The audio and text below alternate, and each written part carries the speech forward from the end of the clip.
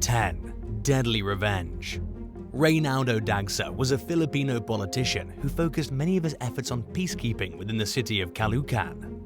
He found himself in the exact opposite of a peaceful situation on New Year's Day 2011, when he went to snap a photo of his wife, daughter, and mother-in-law outside his home and was shot dead right after he took the picture. The image shows the gunman pointing his weapon directly at the photographer just a moment or two before pulling the trigger, as well as the assassin's lookout, who can also be seen in the background. 6 days later, police arrested the suspected gunman, identified as Arnel Buenaflor, and his alleged accomplices Romel Oliva and Mikel Gonzalez. Buenaflor was known to have ties with the local Paseway gang and claimed that he shot Dagsa as revenge for someone among Dagsa's people hurting him in a past shootout.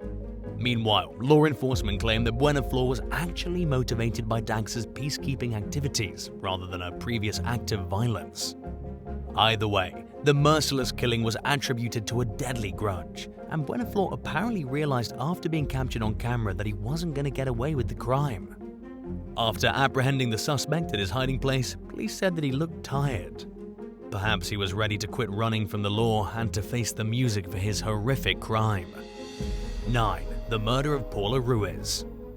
41-year-old Paula Ruiz had just finished her shift at a hotel in Chiapas, Mexico, and was walking out to the parking lot around 11 p.m. with her son, Miguel Alejandro, earlier this year. The pair noticed that the motorbike he'd driven there to pick her up with was gone. The two of them proceeded to search the surrounding neighborhood and saw two men pushing the bike down a street. Ruiz confronted the suspects and asked for the motorcycle back, at one point stepping between the two parties to block her son from being hurt. As one of the men, identified only as Pedro, raised his gun, the protective mother took out her cell phone and snapped a photo. That was the last photo the woman would ever take. He then shot her in the chest and the two crooks fled the scene, leaving the motorcycle behind. Ruiz was pronounced dead at the hospital, leaving her 4 children orphaned and the community outraged over her murder. Police apprehended Pedro and his alleged co-conspirator, Sergio Antonio, a few days later. They also took other suspects into custody on suspicion of being involved in the deadly theft. 8. Girlfriend killer. The day after India Mackey's 20th birthday in 2019 sadly turned out to be her last day alive.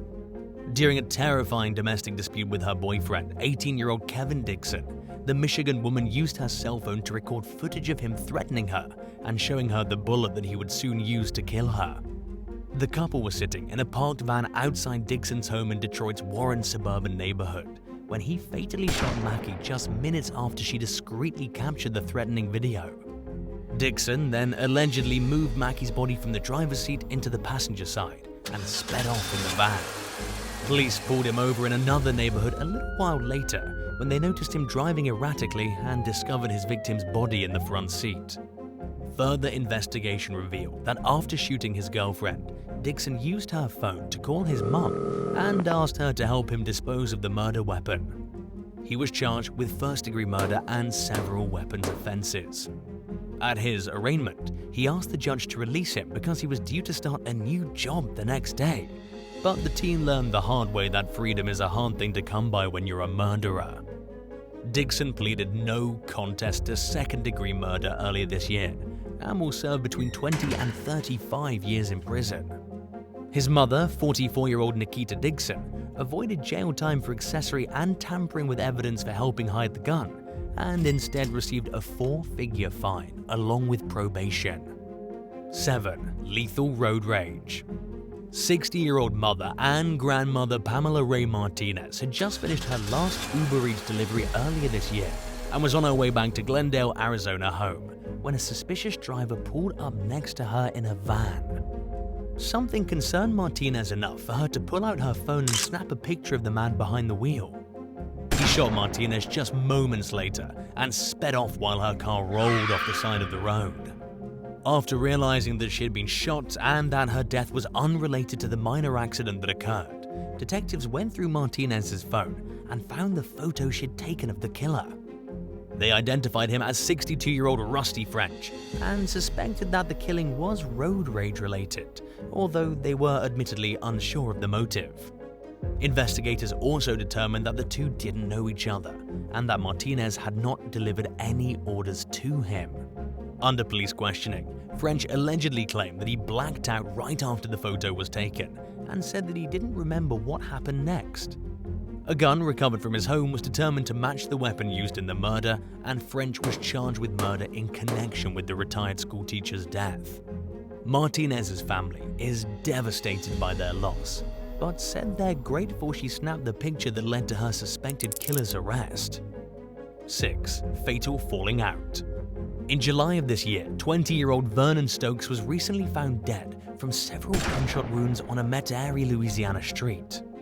Weeks later, U.S. Marshals apprehended the young man's best friend, 22-year-old Brandon Thomas Clark, in Texas. He had fled the state and now faces a second-degree murder in connection with Stokes' death. Vernon's mother, Nichelle Stokes, told NOLA.com that she was utterly shocked by the news, describing her son and Thomas Clark as growing up together and being like brothers, and adding that she treated the suspect like a son. She told police that the pair were out together celebrating Thomas Clark's birthday when the fatal shooting occurred.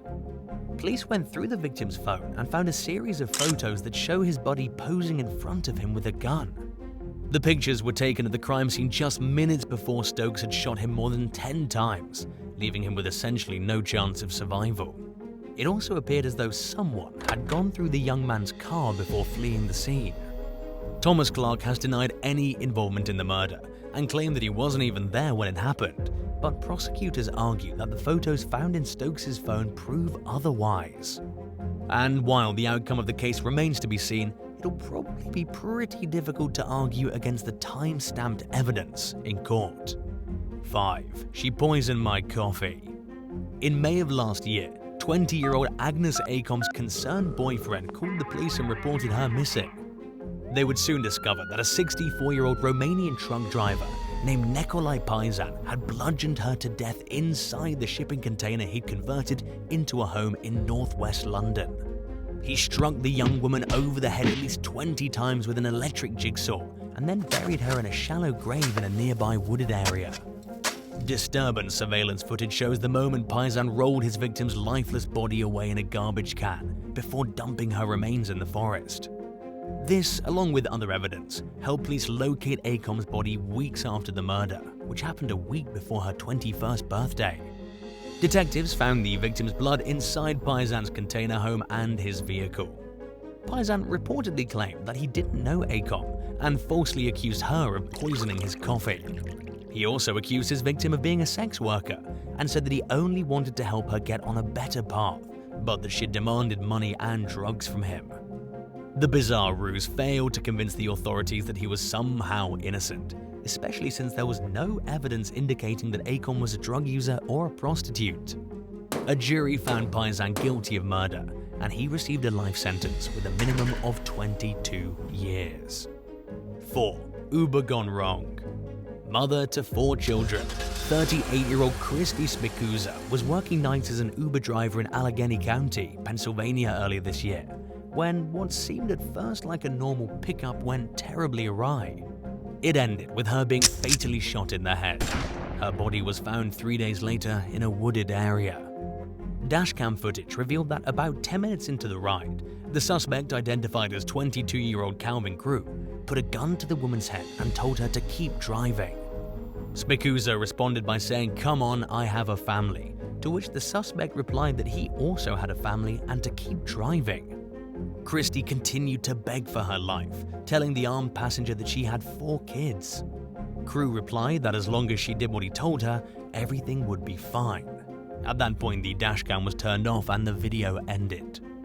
However, no footage is necessary for anyone to know that the interaction ended with Spikuza being shot in the head.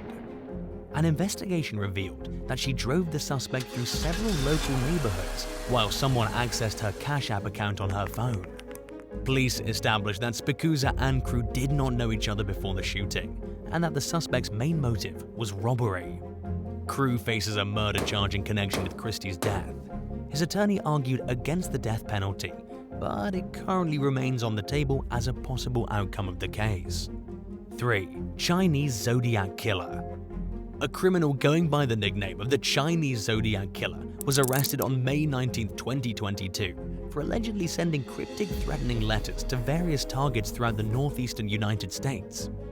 In some of the terrifying messages, he claimed that he killed people, ate their flesh, and planned to kill more victims.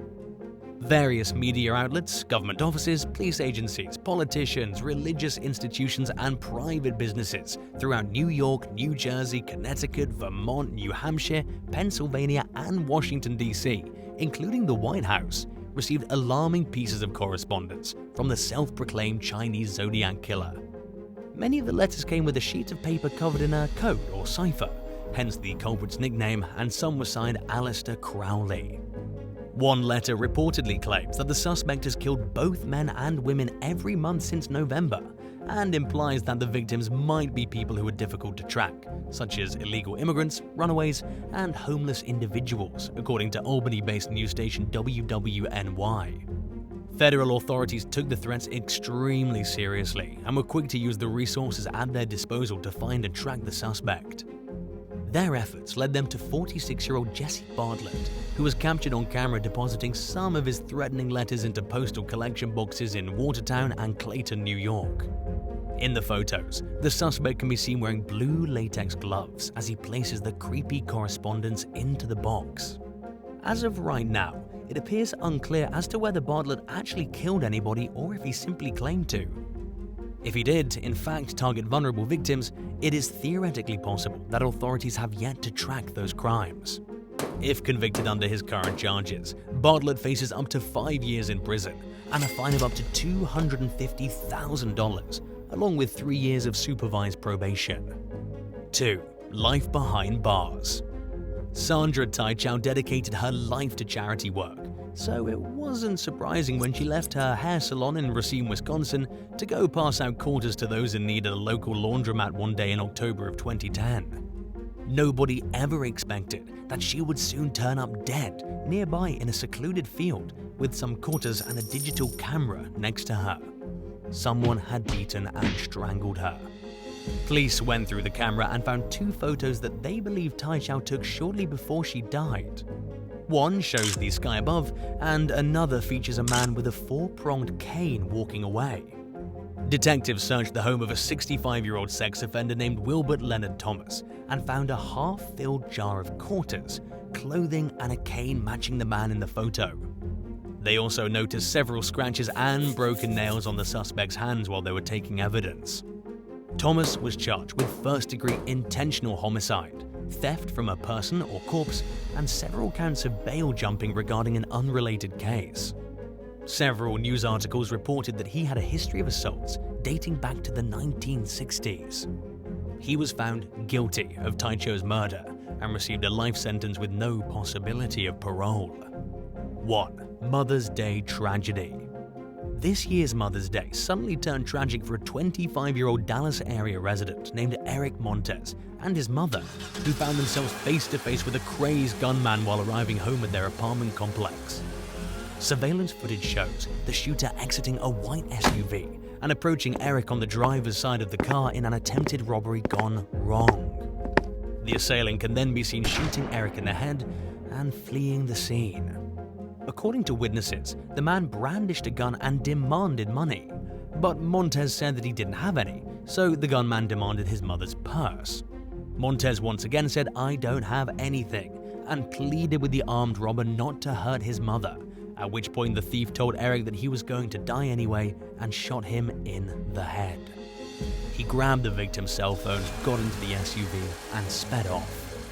The disturbing video didn't capture the killer's face, but police are hoping that someone recognizes his build and voice.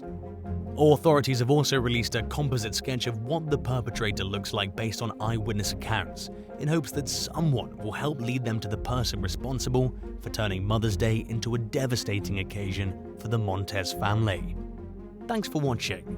Would you rather see that a violent crime had taken place between 2 strangers in your yard while reviewing home surveillance footage, or realize that your house had been broken into repeatedly without your knowledge because you didn't have a home security system? Let us know in the comments below, and don't forget to subscribe. See you next time. Bye.